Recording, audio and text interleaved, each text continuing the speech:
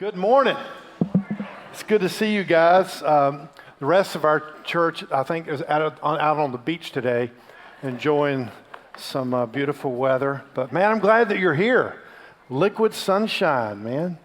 So I was thinking about yesterday, all those 161 women over there, and they had an awesome time, and I was able to be in there and listen to some of the testimonies that were given.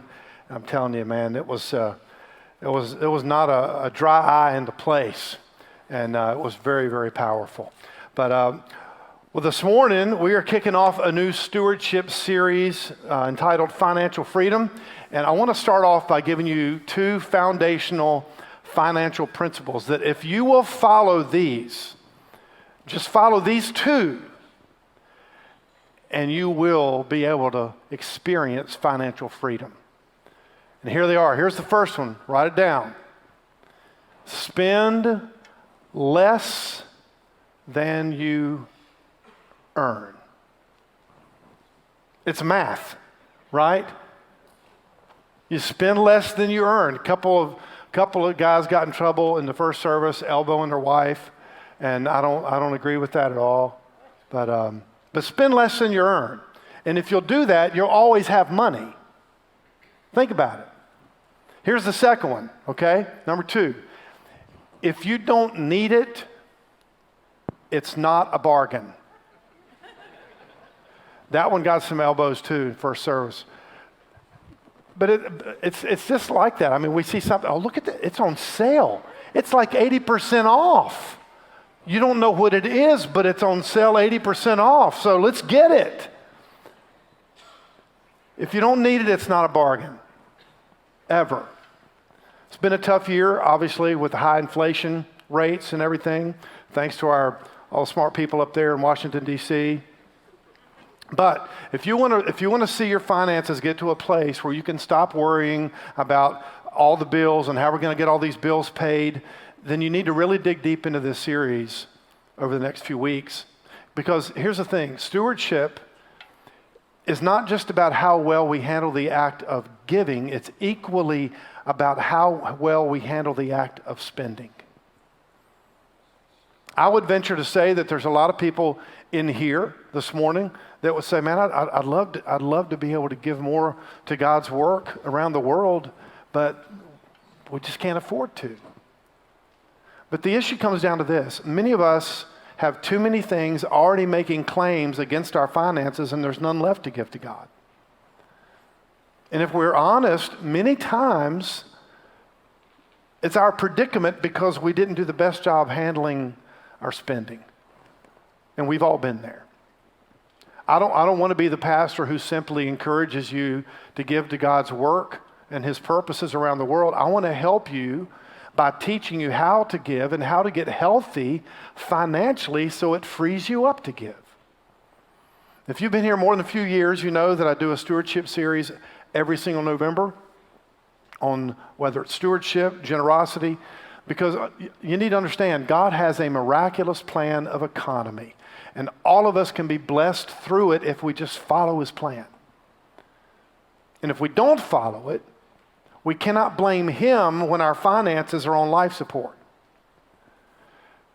So before we jump into it, I want to spend a couple of minutes talking to you about our Chest of Joash Christmas offering service coming up December the 3rd, and they were sitting in your seats when you came in. But here's what I'd like you to do. I want you to take this home with you and just be praying between now and December 3rd. And this is the way Suzanne and I pray. God, whatever you put on our heart to give to this Joash offering on December 3rd, we're going to trust you through it. And whatever it is, because here's what I believe. Here's what I've learned over the years. Whenever God prompts me to do something financially, it means He's already provided for me. But we have to trust, because it may not be right there in my hand right now. I may not have what He's wanting me to give right now. But I know that if He's calling me to do it, He's going to provide. Now, Many of you have already experienced the chest of Joash. Some of you that are maybe new here, you're sitting here thinking, chest of what? Whose chest are we talking about right now? Well, Joash was a king in Israel. In 2 Kings, we have the event where he's calling for the temple to be repaired. He comes into office as the king, and the temple is in total disrepair. A lot of things going on. Shambles. So Joash calls the priest to set a big chest near the altar and having all the people to come and just give money into the chest so that they can fix God's house up. In 2 Kings chapter 12, here's how it goes. But Jehoiada the priest took a chest and bored a hole in its lid and put it beside the altar on the right side as one comes into the house of the Lord. And the priests who guarded the threshold put in it all the money which was brought into the house of the Lord. And when they saw that there was much money in the chest, the king's scribes and the high priest came up and tied it in bags and counted the money which was found in the house of the Lord. They gave the money which was weighed out into the hands of those who did the work, who had the oversight of the house of the Lord. And they paid it out to the carpenters and the builders who worked on the house of the Lord. So, we do this Joash offering every December, and then we use it for several different things. One of the major ones would be any unforeseen major repairs that has to come up that's not in the budget. But we also use it to give towards paying down the debt on this worship center.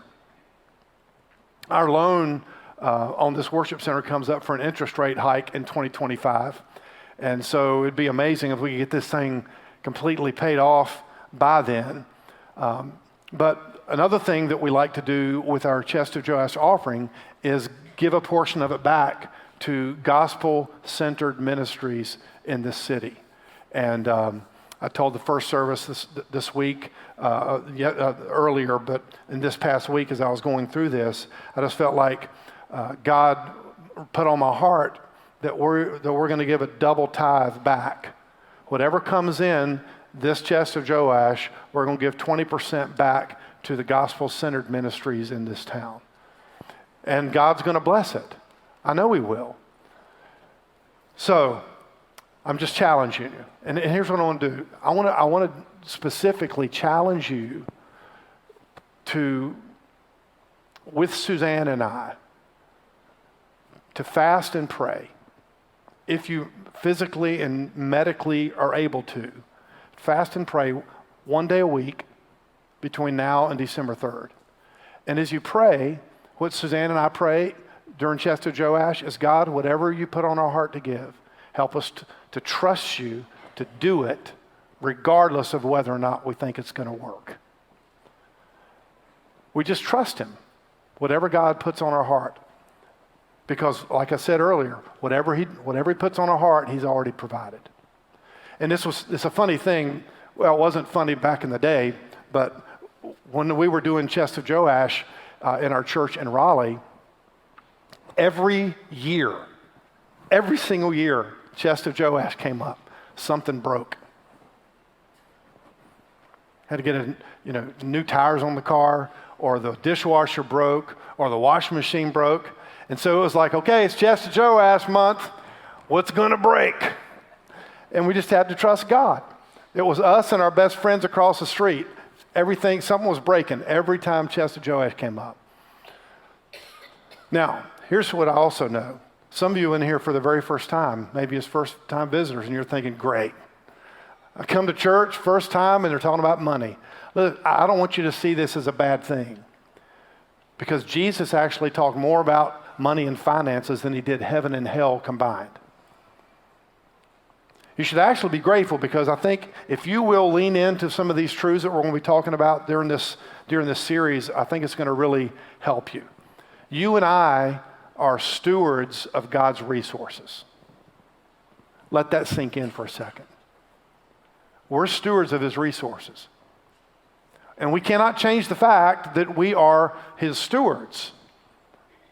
But we can change the level of how good we are at it. A steward is one who manages the property of another person, fulfilling the owner's desires for that property. So this morning, I want to share with you some principles about stewardship regarding our finances. In essence, financial stewardship is God's plan of funding his kingdom purposes all around the world. In a nutshell, that's really what it is. But the heart of financial stewardship is the heart. Our level of financial stewardship is a direct reflection of our spiritual maturity. Christian author Randy Alcorn, he's written many books on this subject, and he said this. He said, "I've never seen a mature Christian who was not also a mature steward." You see, God has supplied all of the resources in the world to finance his kingdom purposes, and those resources are in our pockets and bank accounts and purses. I mean, it'd be nice, wouldn't it be nice if God just wired money from heaven so that we could do every ministry thing that God puts on our heart to do? Wouldn't that be awesome? But here's the thing, God doesn't work like that. He's more interested in our heart about the matter. So he designed this whole thing of stewardship is for us to get his resources that he gives to us, and then for us to steward those resources through our own hands, and then make the conscious effort to be faithful with whatever he puts in our place. Whatever he gives, we're a steward of. Now, I want to give you just some very baseline principles about financial stewardship, 3 of them this morning. Number 1 is this. It's the principle of possession. The principle of possession. Everything that I have belongs to God. Everything. Now, here's what some of y'all are thinking. If y'all have been here a while, you're thinking, Pastor, you said that last year and the year before and the year before and the year before and the year before. Awesome.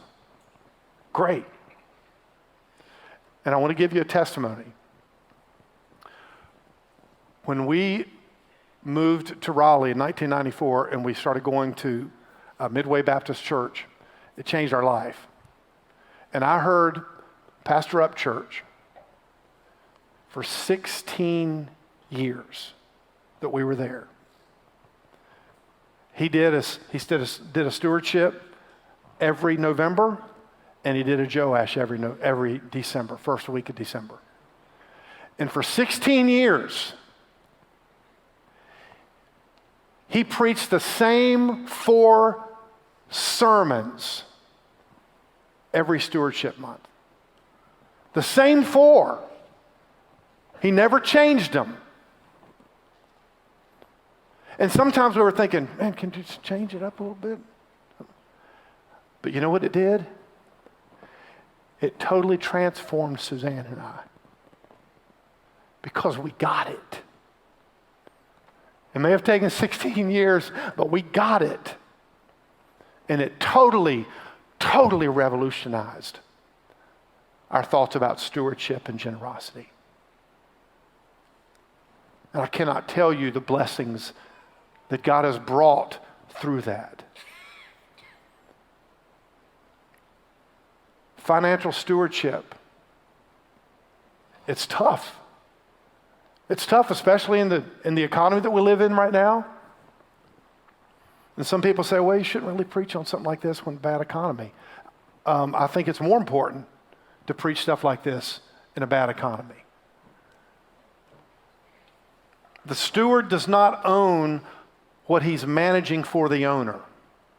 We possess many things, but we own nothing. Deuteronomy 10:14. Behold, to the Lord your God belong heaven and the highest heavens, the earth, and all that is in it. Job 41:11. Everything under heaven is mine.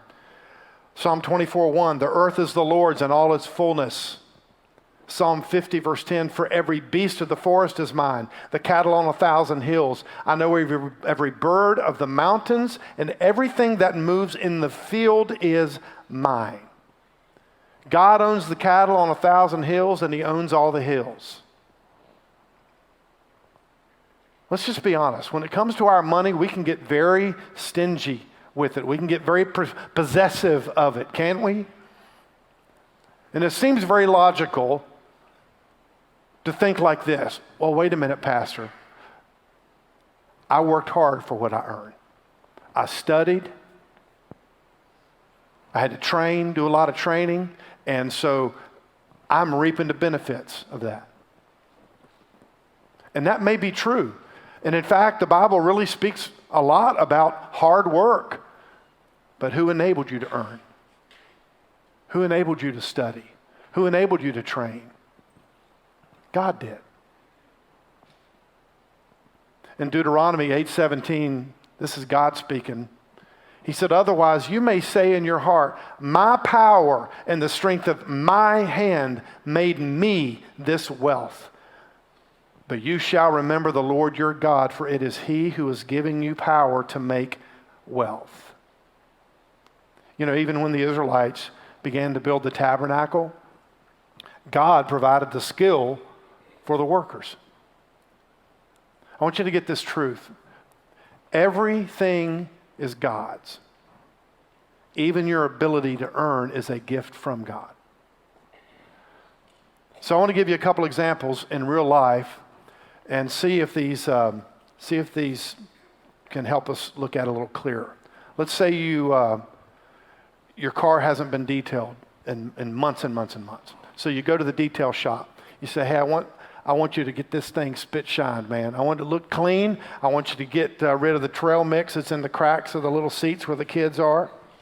That's how trail mix actually was invented. The crackers and little things that the kids would eat, and it gets stuck in there. And it's like, hey, man, that looks pretty good. Trail mix. So you drop it off, and then you go back later in the afternoon to pick up your car, and they have painted your car a different color. A dark mauve.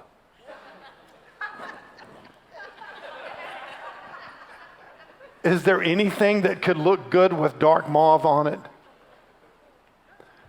And you say, what did you do to my car? And the guy says, it's pretty, ain't it? We thought this would be a great color on this car. And you said, you don't have the ability to do something like that. It's not your car, it's my car. You were to steward this thing. You were to just fix it up and clean it up. You don't have the authority to make a decision like that. You go ballistic.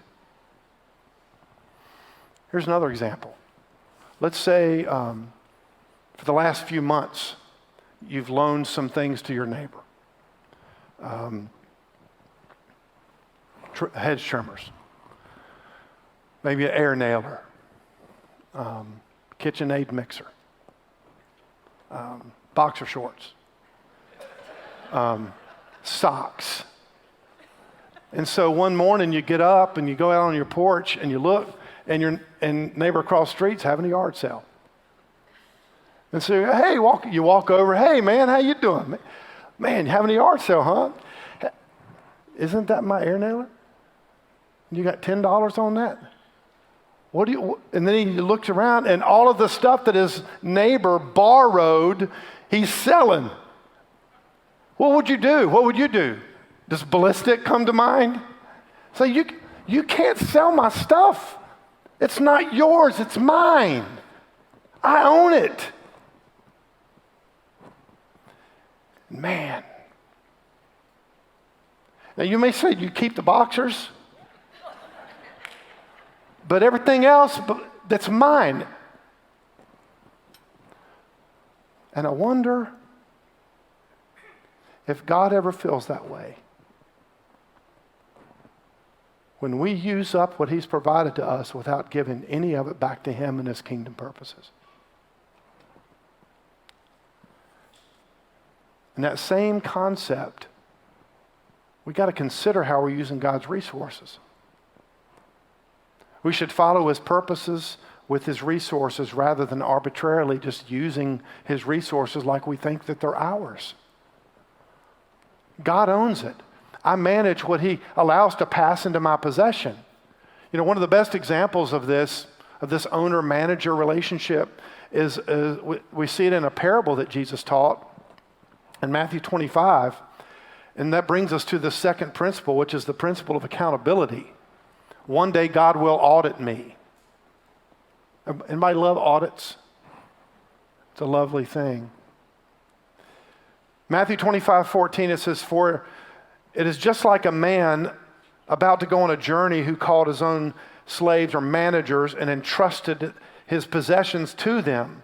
To one he gave 5 talents, to another 2, to another 1, each according to his own ability. And he went on his journey.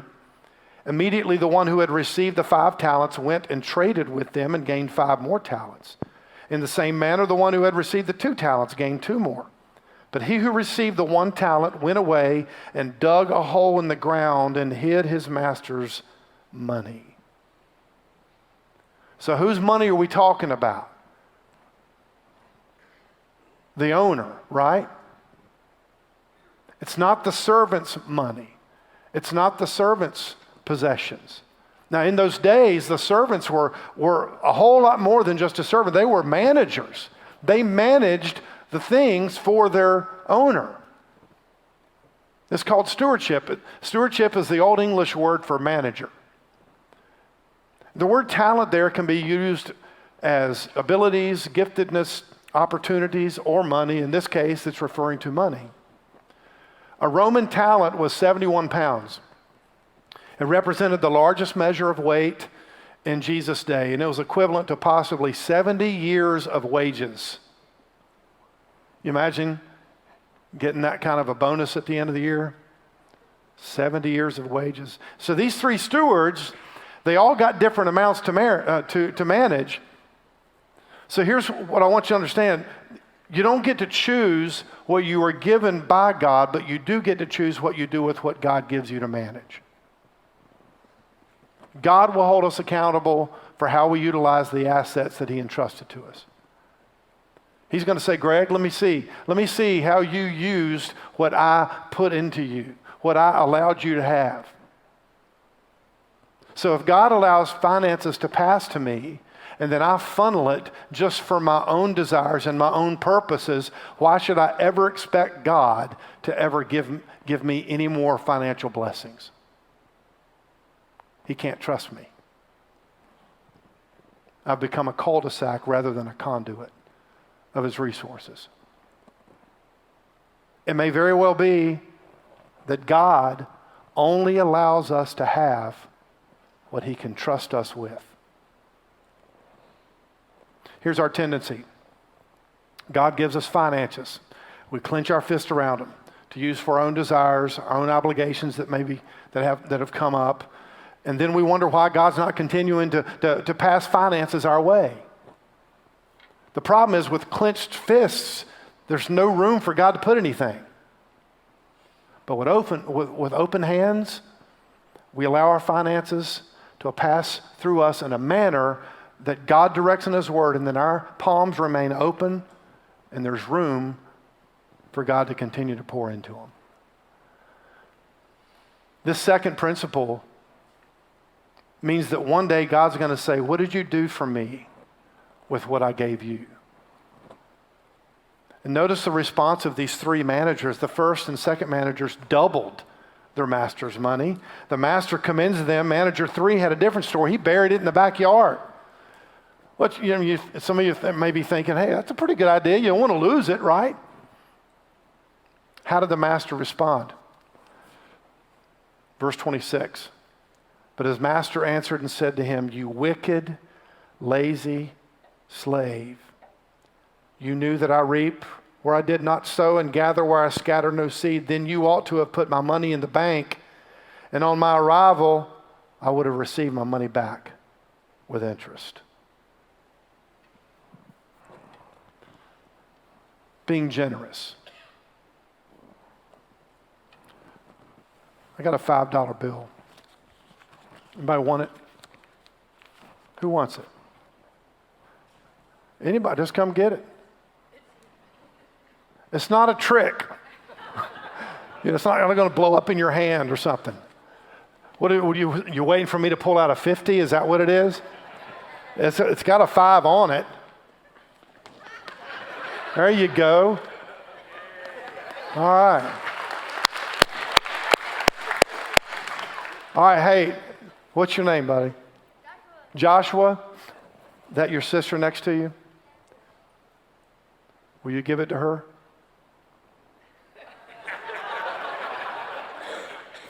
Hey, Joshua, did that hurt? Why? It wasn't yours, was it?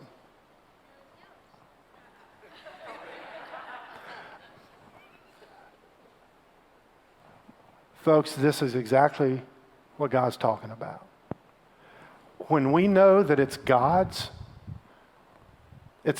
finances, not ours, it shouldn't hurt to give it away.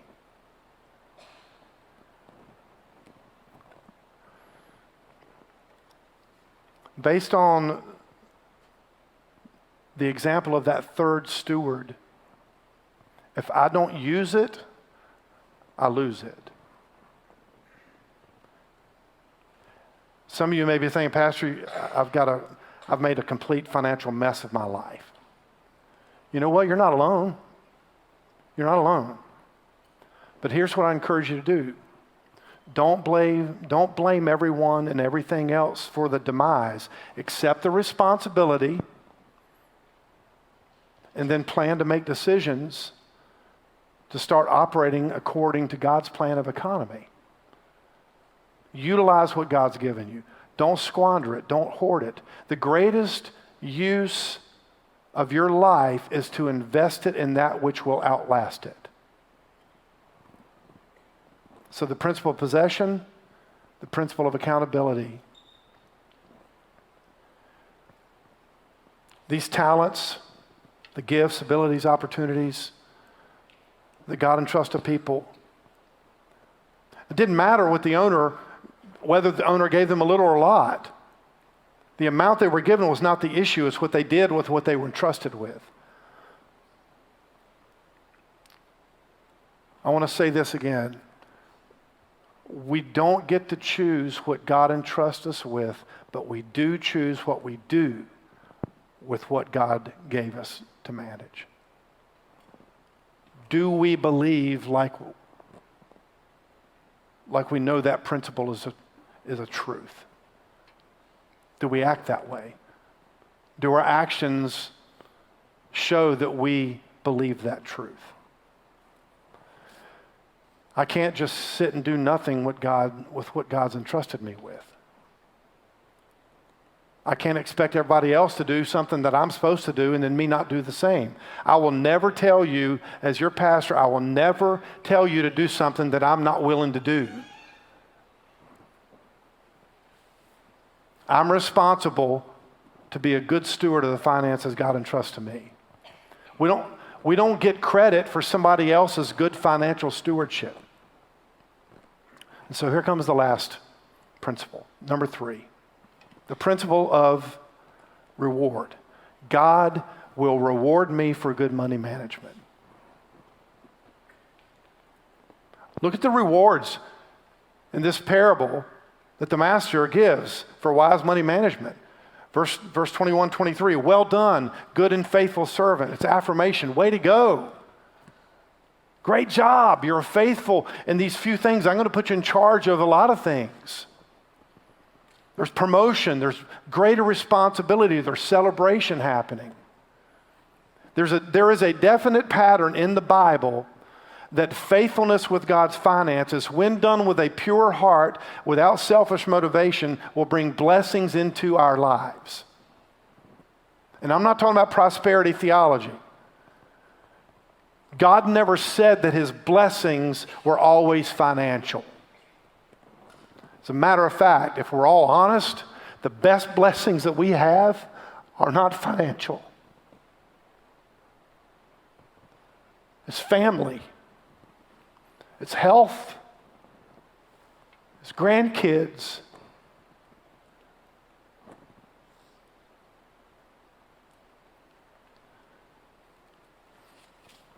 I believe that money is the acid test of our faithfulness. God uses it more than any other thing in our life to test our faith, because it's the thing that we have the hardest time with. We get instant gratification when we spend money. We go to the grocery store and we give them the credit card and we get to take our groceries home and eat it. We go to a store and buy something, buy a pair of jeans or boxers. Boxers are the thing of the day, I guess. And you give them the credit card and you go home with your boxers. You make your house payment. You get to live in the house another month. You make your car payment. You get to ride your car another month. It's instant gratification. But yet, we hesitate about giving to God because for some reason we think that we're not going to see the benefit or the return in a direct, tangible way. Stewardship is about God's purposes, and God's purposes are about people. People He loves, people that He sent His Son to die for. But when you give, you get. But we're not to give just to get. We're to give, to get, to give, to get, to give. We always need to land on give. God help us if we stop on get. Here's something to think about. Is God's kingdom work important enough for us to give towards, even if there were no tangible blessings in return? If God says, I want you to give, but guess what? I'm not going to give anything back to you. Would we still do it?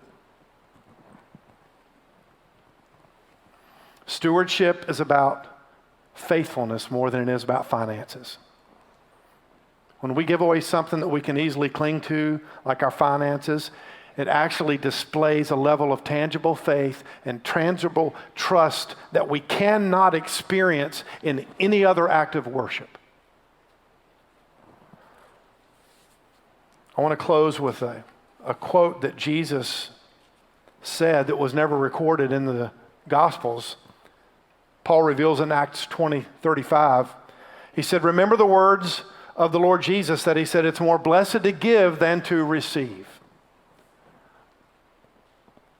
The principle of possession, accountability, reward. These are three powerful truths that we need to embrace if we want to be faithful stewards. So, let me just say this. How is God speaking to you this morning regarding these things? What's God speaking to you about? You're stewarding the resources that God's allowed you to earn and possess. I want you to just bow with me, if you will. And as we are just in a spirit of prayer, I just want to encourage you in the quietness of your heart this morning just to pray something like this to God. God, I realize that everything I have is yours. You own it all. And all I have is a gift from you. And one day I will give an account to you for how I've used what you've entrusted to me. And God, I want to wisely practice these financial principles in my life. I want to use the gifts that you've given me. So help me, God, to utilize these financial principles in my life. I want to have open hands to you. I want to be trusted to let your blessings flow through me and not stop with me. And Lord, in this moment, all of us in here, we know that the greatest gift that you ever gave was when you gave your Son Jesus to die on a cross to pay for all of our junk, all of our screw-ups, all of our sin.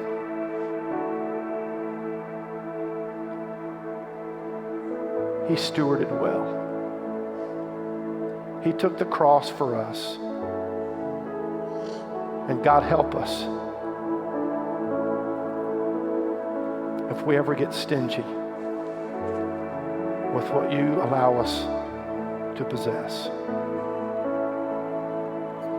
Thank you, Lord, for your goodness, your grace, your mercy.